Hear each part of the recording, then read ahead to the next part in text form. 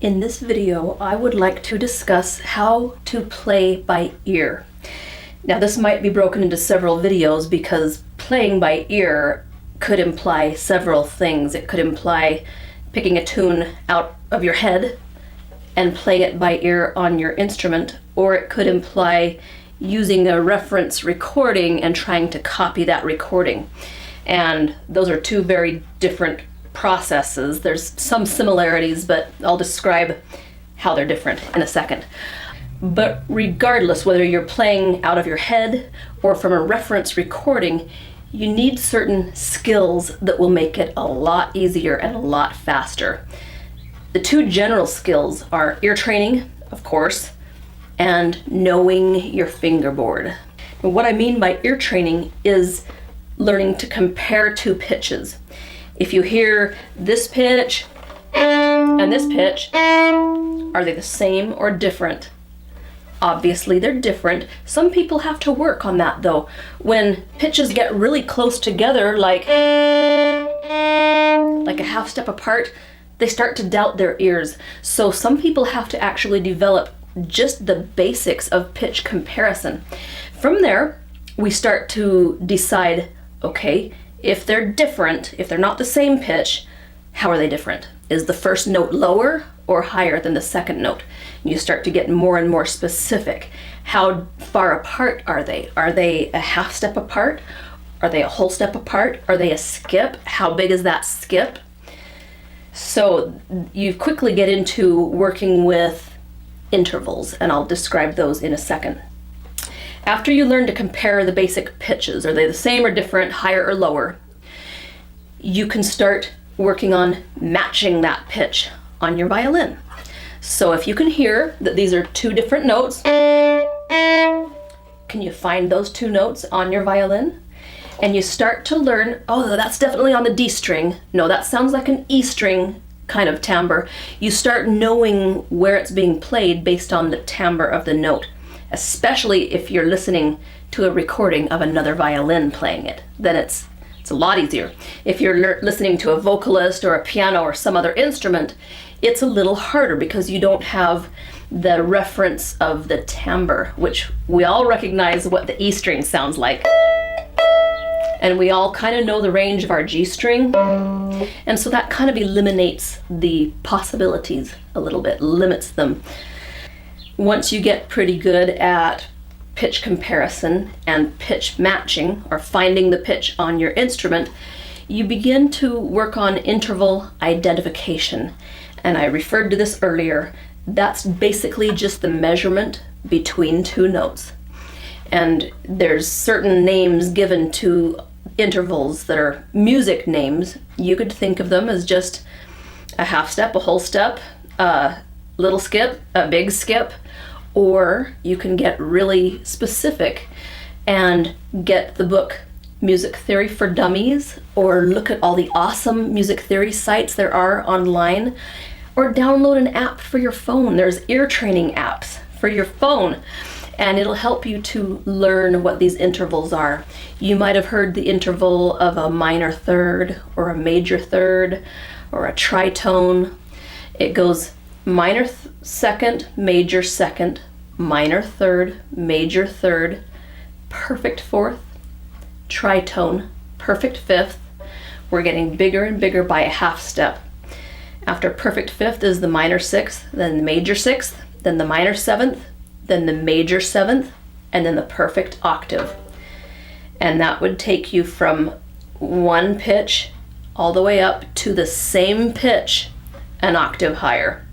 This is all a bunch of music theory terminology that I'm using, but it's not that complicated, and I think it would be worth your time to look into ear training with intervals.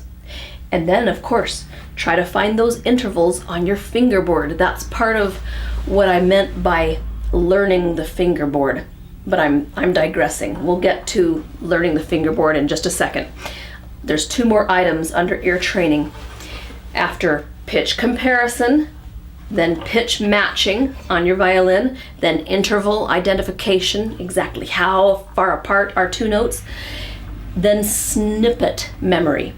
So that's working on hearing 3 or 5 or even 10 notes in a row and kind of memorizing them and finding them, just like you found those 2 notes, you get better at finding clusters of notes.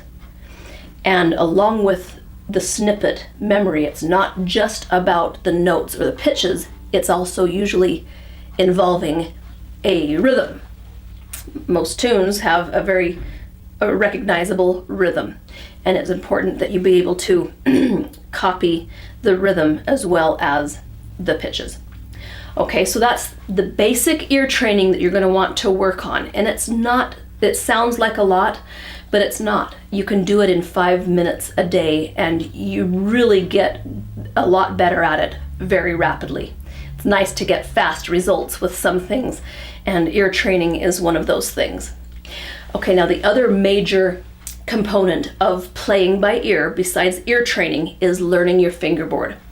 So when you're studying intervals and you know the sound of a major third, ba-dum, but do you know how to find a major third on your instrument? How many fingers do you skip to get a major third? And that's a complicated discussion because an interval can be played on one string. What did I sing? Ba-da. Of course, I'd pick a weird key. B, D sharp. But, and incidentally, that's a very awkward placement on my violin. It's a high 2, B natural, and a low 1 on the D string. So it's on the G string, D string, or I could play it 2, 4.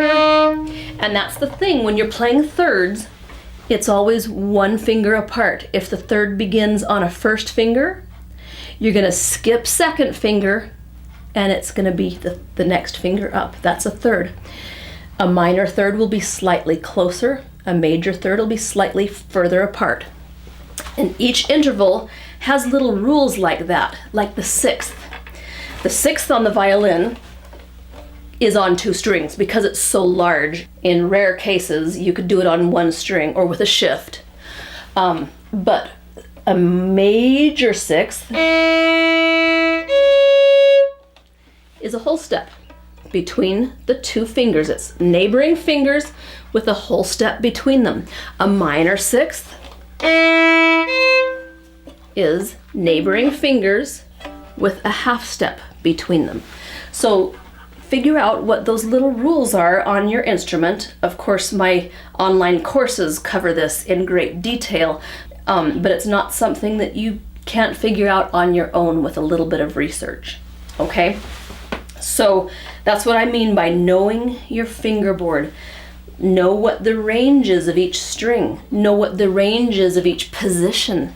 Know where each position is on your string.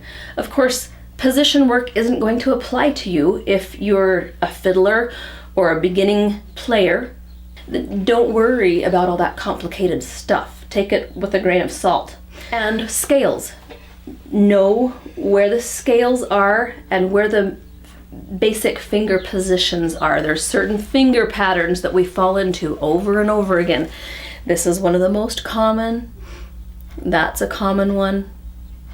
And that's a common one. And what I'm talking about is where the half steps lay within a scale. Okay, so that's the basics of the skills you need to be able to play by ear. Now let's talk about picking out a tune from your head.